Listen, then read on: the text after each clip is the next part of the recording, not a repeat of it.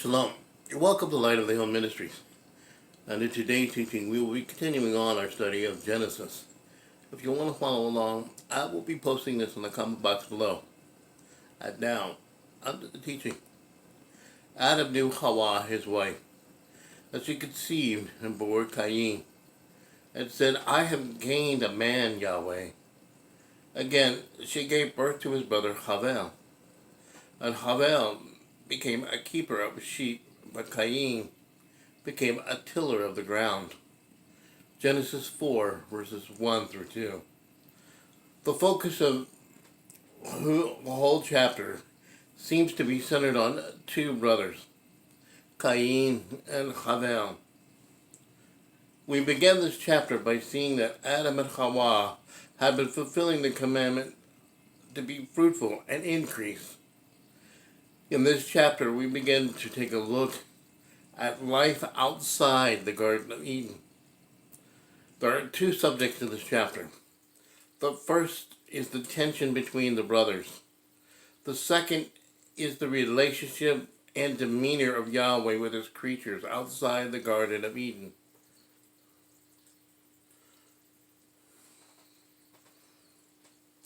But through it all, the greatest theme comes through the pages of this chapter is Yahweh's love and mercy. In our last study, we saw Adam and Hawa hearing the consequences of their actions, which included expulsion from the Garden of Eden, pain in childbirth, toiling for food, and death.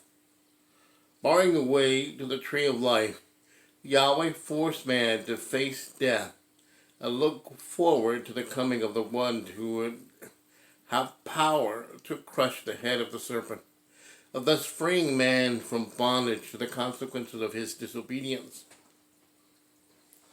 In anticipation of the one coming, our study begins the announcement that she was having boys. Given the desired consequences of Hawa's previous choice, it should not surprise us that Hawa praised Yahweh for the favor of the gift of having a son. And Adam knew Hawa, his wife, as she conceived and born Qayin, and said, I have gained a man, Yahweh. Genesis 4, verse 1. Even in their fallen state, Adam and Hawa sought to fulfill their calling to manifest the image of Yahweh through their dominion and creative ability. Here, their creative abilities began with Adam knowing his wife. The Hebrew word translated as know is yada, Strong's number H3045, meaning to know, to perceive, see, find out, and discern, to discriminate, distinguish, to know by experience, to recognize, admit, acknowledge, confess, to consider, be acquainted with. Clearly from the context of the passage, the word means more than just a familiar recognition of Hawa, his wife. The ancient Hebrew word pictured for this word will help us gain understanding as to its power. The first letter in Yada is Yud, is a picture of a hand. The next letter in Yada is Dalet, is a picture of a door. And the last letter is Ayin, is a picture of an eye. But all these letters together, and you get the idea that the hand opens a door looking inside. Thus the Hebrew word Yada has the connotation of entering into something to look at intimately. The verb for this word is never mentioned in this way for animals. And for that reason, procreation was not to be seen as just mere animal desires. Man was not to live like an animal. There are similarities and differences between the blessings of animals and man. On the blessing over the animal, note that the word about them is not addressed directly to the animals. And Elohim blessed them, saying, Be fruitful and increase, and fill the waters in the sea, and let the birds increase on the earth. Genesis 1, verse 22. In other words, being fruitful and increase is simply a part of their created nature. It's instinctual, driven by their very nature. But the blessing of Adam and Hawa, it was spoken to them. And Elohim blessed them. And Elohim said to them, Be fruitful and increase, and fill the earth and subdue it, and rule over the fish of the sea, and over the birds of the heavens, and over all creeping creatures on the earth. Genesis 1, verse 28. It is a command that was said to them. In other words, man is not simply to reproduce out of his human nature, out of animal nature, but out of willful obedience to Yahweh. Man was given a choice. They had free will to do what Yahweh commanded. The act of procreation was not to be merely an act of animal behavior driven by lust, but a willful choice to obey Yahweh's command. The seed of Adam was to produce after his kind.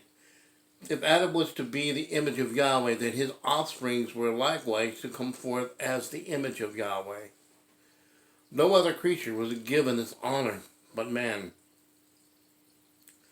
And because man was lovingly created by Yahweh, so too man was to lovingly create offspring in the same manner. Now, by this love and choice, man was to set apart the human procreative process. Understand that man was to subdue all animal natures, including his own. He was to subdue his own animal lusts.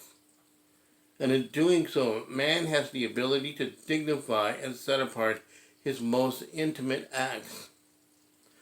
Based on this understanding, we should always approach our spouses with dignity, respect, and a sense of set-apartness. We should likewise understand that we are not to enter relationships based on animal lusts. We are called to yada our spouses. That is to say, we are to know, to perceive, see, find out, and discern, to discriminate, distinguish, to know by experience, to recognize, admit, acknowledge, confess, to consider, be acquainted with. In other words, we're to open their door and look inside them, entering into their lives. This begins the moment of betrothal until death. This never stops. We are always to enter their lives and get to know them. We must never forget that we are to manifest the presence of Yahweh in their lives. We must manifest the love and faithfulness of Yahweh to them. If we do, then they will reflect that same thing back. This is what intimacy looks like. And it is in this vein that Hawa thought she reflected that love by producing a man for Yahweh. And Adam knew Hawa, his wife, and she conceived and bore Qayin and said, I have gained a man, Yahweh. Genesis 4, verse 1. Names play an important role in the scriptures. Understanding names and why they're given is essential to understanding and remembering the meaning of the events. While it is not evident in the English translation, the motive for Hawa naming her son Qayin is quite evident in the Hebrew text. In Hebrew, the text would read, and Adam knew Hawa his wife, and she conceived and bare Qayin, and said, Kanyiti, I have gotten a man. Yahweh. Hawa saw this as a gift from Yahweh, and in light of the curse of death they now face, life was indeed precious. The fact that Yahweh gave them the ability to continue that life was an act of mercy. Qayin was a message that Yahweh had not completely rejected them. Yahweh's name here is associated with compassion and kindness, and it is not an accident that his name is used throughout this chapter.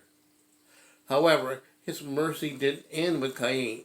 No, Yahweh would bless them with another son, Havel.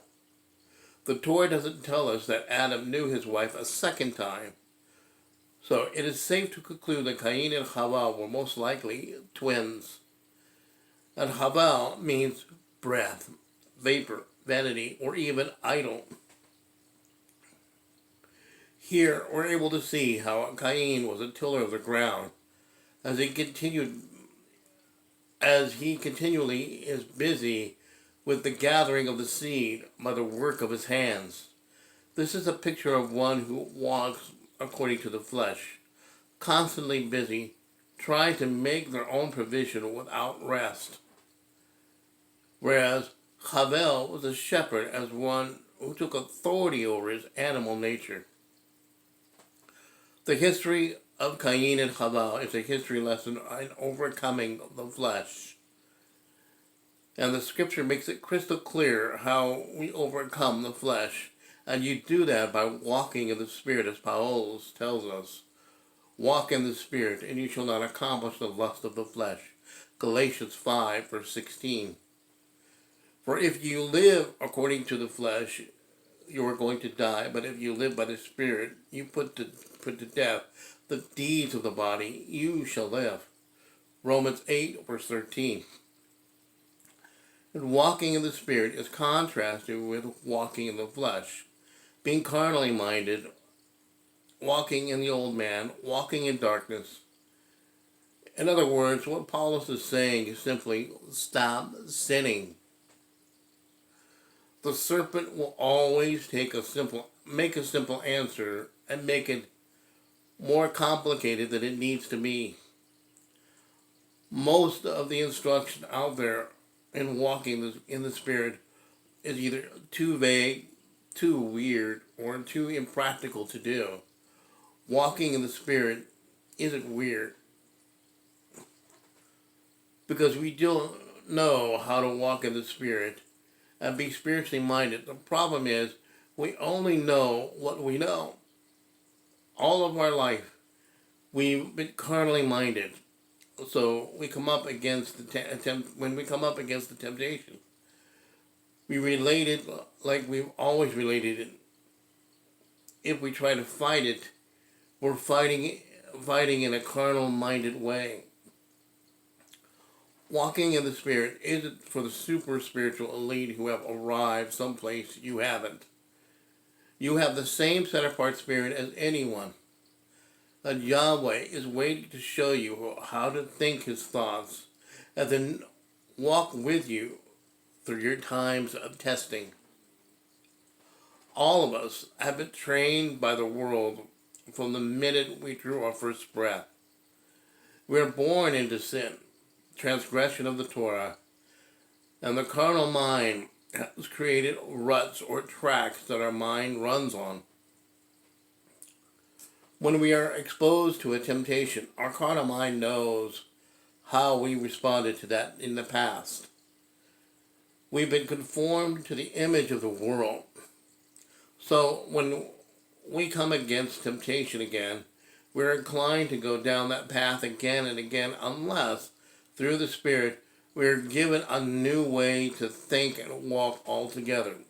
And that is, do not be conformed to this world, but be transformed by the renewing of your mind, so that you prove what is good and well-pleasing and perfect desire of Elohim. Romans 12, verse 2. In other words, have the mind of Messiah.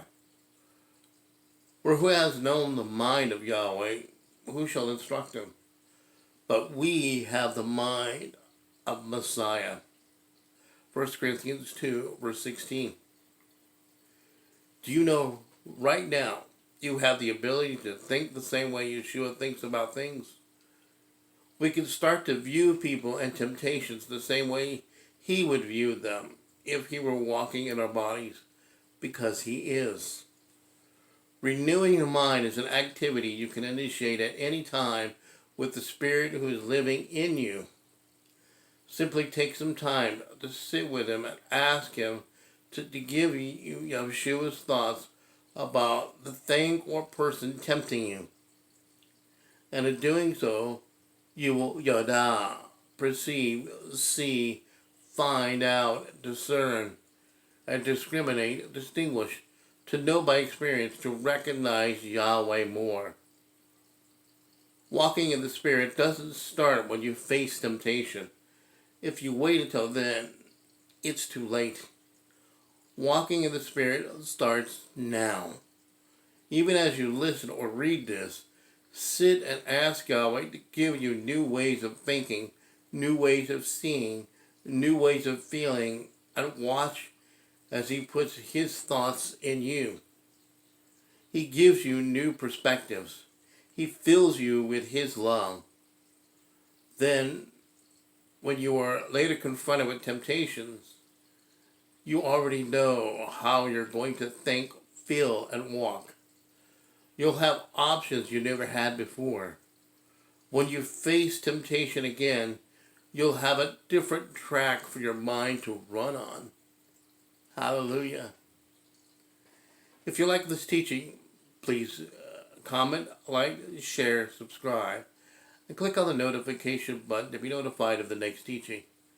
Yahweh bless, and shalom to your homes.